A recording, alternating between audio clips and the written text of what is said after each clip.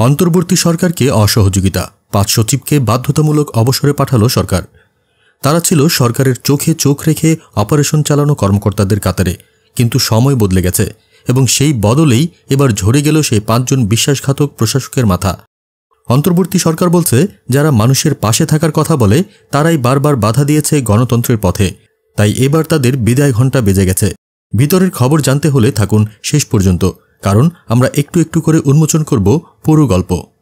১৯ June গভীর রাত, একটি প্রজ্ঞাপন, আর সেই প্রজ্ঞাপনের ছায়ায় বিদায় জানানো হয় ৫ জন সচিব ও ১ জন ঊর্ধ্বতন কর্মকর্তাকে।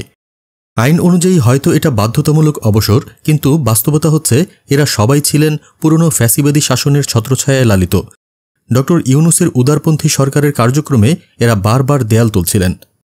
কাজী এনামুল হাসান, যার বিরুদ্ধে অভিযোগ প্রশাসনের ভেতরে বসে নতুন সরকারের কার্যক্রমে নীরব অচলাবস্থার সৃষ্টি। সুকেশ কুমার সরকার, যিনি এনডিএ এর মাধ্যমে সরকারের উন্নয়ন পরিকল্পনায় ইচ্ছাকৃত বিলম্ব করতেন। মোহাম্মদ সালাহ উদ্দিন, সরাসরি ড ইউনূসের শুদ্ধিকরণ প্রস্তাবে বাধা দিয়ে তা অতিরিক্ত হস্তক্ষেপ বলে আখ্যা দেন। মোহাম্মদ ইব্রাহিম, যার অধীনে ভূমি আপিল বোর্ডে দুর্নীতির অভিযোগ ছিল দীর্ঘদিনের। ড মোহাম্মদ শহীদুল্লাহ, শিক্ষা প্রশাসনে সাবেক সরকারের আদর্শ বাস্তবায়নের গোপন উদ্যোগ ছিল তার বিরুদ্ধে। ড লিপিকা ভদ্র, যিনি চিনি শিল্পে ঘুষের জাল বিস্তার করেছিলেন বলে অভিযোগ ছিল বহুদিনের। এসব কর্মকর্তার বিদায়ের খবর নতুন কিছু নয়, বরং এটি একটি দীর্ঘ প্রতীক্ষিত শুদ্ধি অভিযান। এরা সবাই ছিলেন ফ্যাসিস্ট শাসনের সুবিধাভোগী।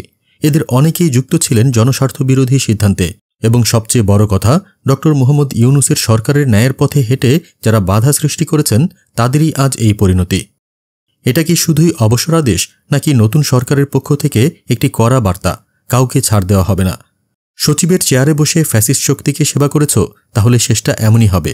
দেশ বদলেছে আর প্রশাসনও বদলাবে, কারণ জনগণ এখন চায় বিচার, শুদ্ধি আর সত্যের জয়। আপনি কি মনে করেন এই সিদ্ধান্ত যথাযথ? এই ৬ জন কি সত্যিই ছিল নতুন গণতান্ত্রিক পথে বাধা হয়ে দাঁড়ানো প্রাচীন যন্ত্র? কমেন্টে আপনার মতামত জানান। আর নতুন সরকারের এমন সাহসী পদক্ষেপের খবর পেতে সাবস্ক্রাইব করে রাখুন আমাদের চ্যানেল।